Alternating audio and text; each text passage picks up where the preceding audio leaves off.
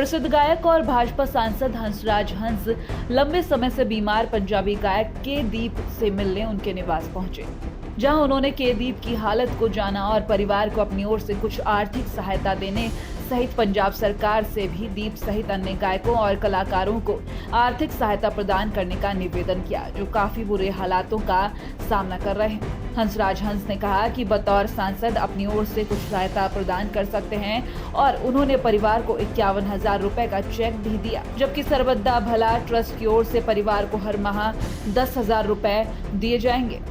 उन्होंने पंजाब के मुख्यमंत्री कैप्टन अमरिंदर सिंह से अपील भी की है कि वो लंबे समय से बीमार चल रहे केदीप की मदद करें और राज्य में मुश्किल हालातों का सामना कर रहे अन्य गायकों और कलाकारों की मदद करें। हंस ने कहा कि कैप्टन अमरिंदर सिंह का दिल खुला है और वो उम्मीद करते हैं कि वो सकारात्मक कदम उठाएंगे। हाँ जी, मैं उस महान शख्सियत को आया जिन्हों ने स्टारडम की इंतहा देखी है। ये वाहद जोड़ी सी दुनिया च जिन्हों देहाती लोग भी सुनते सी ते शहरों की एलीट क्लास भी सुनती सी। इन्हों भावें राष्ट्रपति भवन वाइट हाउस भेज दो, कोई कॉम्पलैक्स नहीं सी। वेल एजुकेटेड, वेल स्पोकन और इतनी तहजीब वाले आर्टिस्ट। मैं बहुत धन्यवाद है और मैंने इन्होंने ऑनर किया मेरे कोल आके, मैंने इन्ना सम्मान डैडी नूं इन्ने डैडी दे लफ्ज़ इन्ने सोहने लफ्ज़ बोले डैडी लिए। मैं I am very happy and very overwhelmed कि डैडी दी खातर विच हाज़र हुए ने। मेरा सम्मान उन्होंने बढ़ाता, मेरे जोड़े लफ्ज़ किए हुए जोड़े कहे हुए सी शिकायत जड़ियाँ मेरे सी सारी इन्होंने आके दूर कर दियाँ। यूपी में रामपुर की तहसील स्वार के पट्टी कला घोसीपुरा में कोसी नदी से बड़े पैमाने पर स्टोन क्रशर संचालक अवैध खनन करा रहे हैं, जिसमें सफेद पोश नेताओं के साथ ही कहीं न कहीं सिस्टम की सुस्ती भी इन खनन माफियाओं के लिए वरदान साबित हो रही है। स्टोन क्रशर संचालक अब तो इस खेल के बड़े खिलाड़ी हो चुके हैं। उनकी पकड़ सीधे अधिकारियों तक पहुंच चुकी है। हालांकि यूपी की योगी सरकार और उत्तराखंड की त्रिवेंद्र सरकार ने अवैध खनन पर सख्ती से रोक के आदेश दिए हुए हैं, लेकिन न जाने ऐसी कौन सी ताकत है जो खनन माफियाओं को लगातार प्रोत्साहन दे रही है कि रात ही नहीं दिन के उजाले में भी ये माफिया खुलेआम बेखौफ होकर अवैध खनन कर रहे हैं और राष्ट्रीय संपदा को लूट कर अपनी चांदी काट रहे हैं।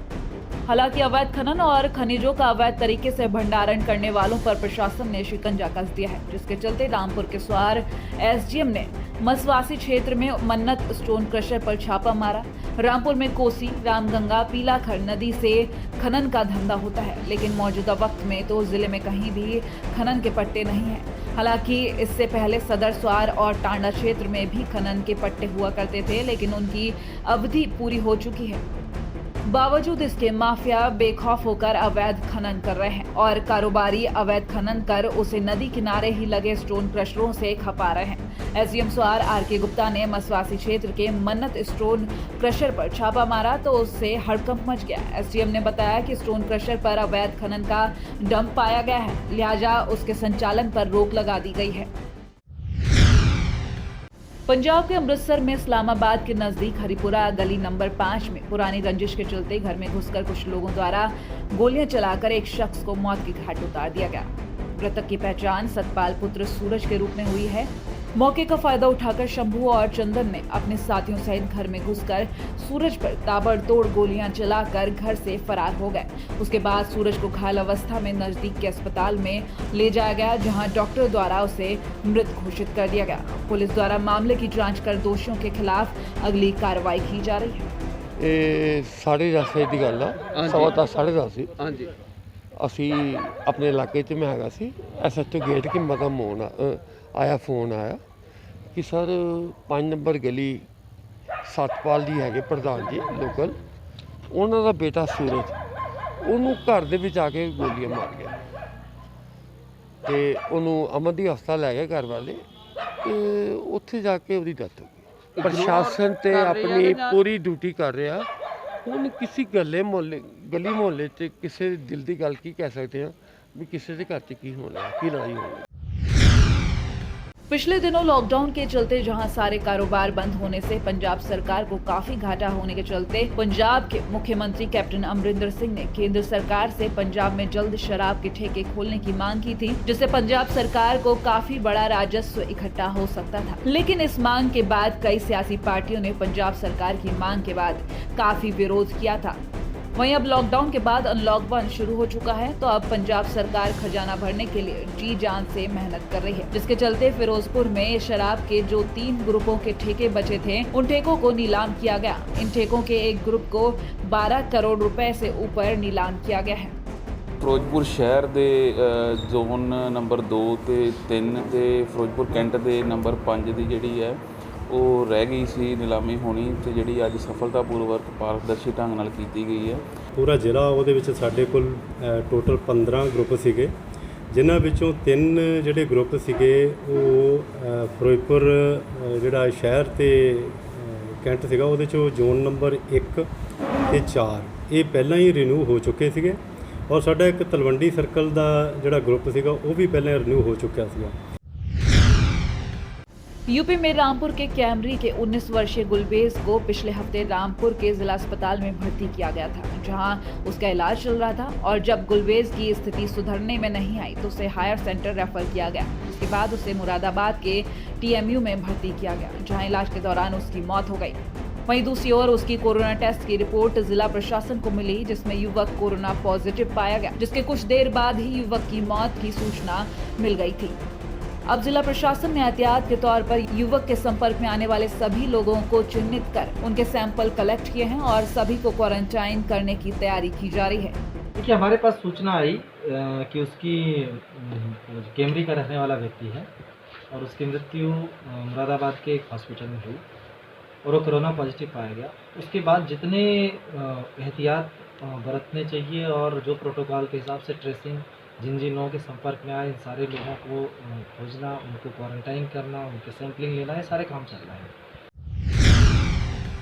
यूपी के संभल में डीएम अविनाश कृष्ण सिंह खनन माफियाओं पर सख्त हुए और हयातनगर, नखासा, असमोली में खनन माफियाओं के बने अड्डों पर कार्रवाई करने के सख्त आदेश दिए। लेकिन फिर भी इस वैश्विक महामारी में खनन माफियाओं के हौसले इतने बुलंद हो चुके हैं कि खनन रुक ही नहीं पा रहा।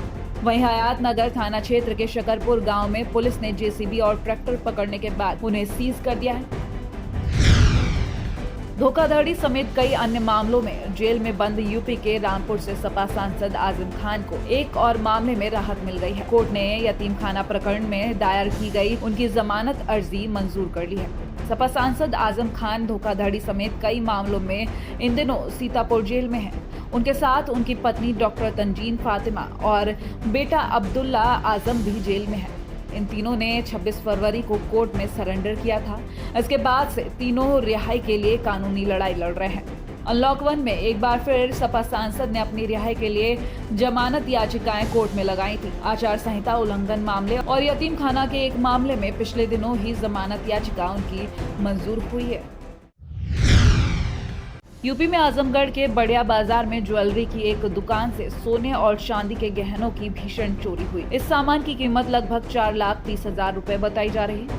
बता दें कि दुकान संचालक किसी काम से गोरखपुर गया था और दुकान की देखरेख के लिए चाबी घर पर अपने छोटे भाई को दी थी। लेकिन अगले दिन जब उसका छोटा भाई दुकान खोलने गया तो देखा कि दुकान का सारा सामान गायब है। उसने तुरंत ये सूचना थाने और 112 नंबर पर दी, जिसके बाद पुलिस ने आकर निरीक्षण किया। आगे की जांच चल रही है और जो भी साक्ष्य सामने आएंगे उसके आधार पर कार्रवाई की जाएगी। रात में जो है चोरी लोग सेन काट के आए हैं और रात में सर चोरी किए हैं और सब सोनारी का सामान था सर, कुछ आर्डर का सामान था, रिपेयरिंग के लिए 2 चैन आया था, वो सब इसी काउंटर के अंदर रखे थे, सब सर चोरी हो गया सर।